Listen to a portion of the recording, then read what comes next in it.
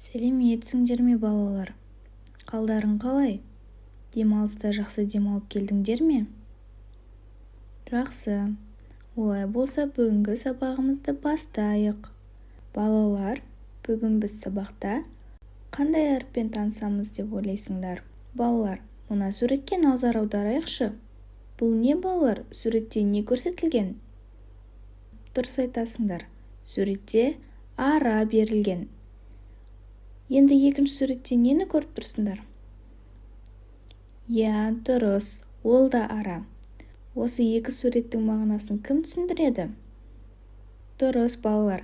Бірінші ара бізде жәндік, ол бізге бал жинайды. Ал екінші суреттегі ара ол құрал. Ол арамен біз ағаш аралаймыз. Жарайсыңдар балалар. Енді осы ара сөзін буынға бөлейік. Ара. Неше буынды сөз екен? Дұрыс балалар, екі буынды сөз. Неліктен екі буынды сөз? Я, себебі бізде екі дауысты дыбыс бар. Ара сөзінде неше дыбыс бар балалар? Үш дыбыс, я? А, р, а. Қане, ара деген сөзде бізге таныс емес қандай дыбыс көріп тұрсыңдар? Дұрыс айтасыңдар балалар, р дыбысы. Ара сөзінде р әріпі қайда тұр? Ортасында. Өте жақсы. Тамаша балалар. Олай болса, біз бүгін р дыбысымен әріпімен танысатын боламыз. Балалар, енді кітапқа қараймыз. Кітапта бізде не көрсетілген? Я, р дыбысын, әріпін түймелерден жасап көрсетіпті. Сендер де үйден осы әдісті қолданып р әріпін жасасаңдар болады. Енді балалар, келесі суретке назар аударайықшы. Суретте не көріп тұрмыз? Дұрыс, суретте бізде робот көрсетілген. Балалар, енді осы робот сөзіне дыбыстық талдау жасайықшы. Робот сөзін буынға бөлейік. Ро-бот. Ро-бот. Бұл робот сөзінде қанша буын бар деп ойлайсыңдар? Дұрыс балалар, екі буынға бөлінеді. Неліктен екі буынға бөлінеді? Әрине, өйткені бізде екі дауысты дыбыс бар. Енді балалар, келесі астындағы суретке назар аударайық. Менің артымнан асықпай қайталайық. Ар, ар, ар. Ара, ара, ара. Ра, ра, ра. Жарайсыңдар балалар. Енді суретке назар аударайық. Бірінші суретте біз нені байқап тұрмыз? Я, бірінші суретте бізде қар жауып жатыр. Сондықтан бірінші сөзіміз бізде қандай болды? Дұрыс, қар. Қар. Бұл қар сөзінде р дыбысы сөздің соңында қолданылып тұр. Байқадық па? Жарайсыңдар. Енді екінші суретке назар аударайық. Суретте не көріп тұрсыңдар? Дұрыс, раушан гүлі. Раушан гүлін дыбыстық талдау жасайық, яғни буынға бөлейік. Рау-шан, рау-шан, рау-шан. Балалар, раушан сөзінде бізде қанша буын болды? Дұрыс, екі буын. Неліктен екі буын деп ойлайсыңдар? Өте дұрыс айтасыңдар, себебі бізде екі дауысты дыбыс бар екен. Ал енді раушан сөзінде бізде р дыбысы сөздің басында қолданылып тұр.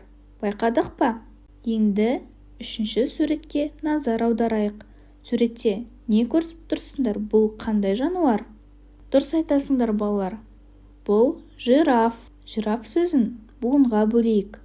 Жираф, жираф, жираф. Балалар, жираф сөзінде байқасаңдар, р дыбысы сөздің тура қақ ортасында тұр. Яғни балалар, бізде р дыбысы сөздің соңында, басында және ортасында кездеседі екен. Балалар, енді біз жаңылтпаш айтып, р дыбысын айтуға тілімізді жаттықтырайық. менің артымнан қайталаңдар.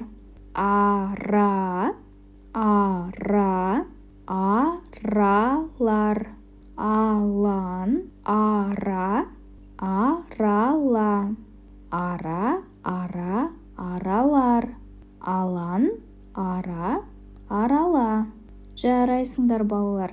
Енді дәптерімізді ашып, р әріпінің жазылуын бірге үйренейік. Енді үлкен р-ны салу үшін біз жоғарыдан төменге қарай ілмешек жасаймыз. Жоғарыдан бастап түзу сызық түсіреміз. Соңында ілмешек жалғаймыз. Енді қолымызды алып, жоғары жаққа шеңбердің жартысында етіп қалпақша сызамыз. Жарайсыңдар балалар. Бұл бізде р әріпінің үлкені. Енді кіші р әріпін бірге салайық. Дәптеріміздің екі сызығын көріп тұрмыз ба? Жоғарғы сызықтан бастап төменге қарай түзу сызық жүргіземіз. Кейін осы сызықтың басына ілмешегін жалғаймыз. Жарайсыңдар балалар. Сендерде өте керемет шықты. Келесі кітаптағы суретке назар аударайық. Суретте біз қандай жануарлар көріп тұрмыз? Дұрыс. Ең бірінші бізде нар. Балалар, нар сөзінде бізде қанша буын бар? Дұрыс, бір буын бар. Себебі мұнда бір ғана дауысты дыбыс бар. Екінші суретте бізде қасқыр. Балалар, қасқыр сөзінде екінші және соңғы әріпі түсіп қалыпты. Екінші қандай әріп қоямыз? Дұрыс, а әріпін қоямыз. Соңғы бос орынға қандай әріпті қоямыз? Дұрыс, бүгін үйреніп жатқан р әріпін қоямыз. Келесі суретте бізде қарға. Балалар, қарғаның да екі әріпі түсіп қалыпты. А әріпін қайда қоямыз? Дұрыс, сөздің соңына қоямыз. Ал р әріпі қайда тұрады? Жарайсыңдар балалар. Р әріпі бізде ортасында тұрады. Сол кезде бізде қарға деген сөз шығады. Балалар, 18-ші беттегі суретке назар аударайық. Тырна, радио және анар. Осы үш сөз арқылы біз қандай сөйлем құрай аламыз? Балалар, бүгінгі сабақ түсінікті болды деген ойдамын. Сендермен бүгін р әріпін бірге үйрендік. Р әріпінің сөздің басында, ортасында және аяғында кездесетінін үйрендік. Буынға бөліп үйрендік. Р әріпін дыбысталуын айтып және жазылуын жазып үйрендік. Суреттерге қарап, р әріпі қандай сөздерде кездесетінін білдік. Ендеше балалар, сендерге сәттілік. Сау болыңдар.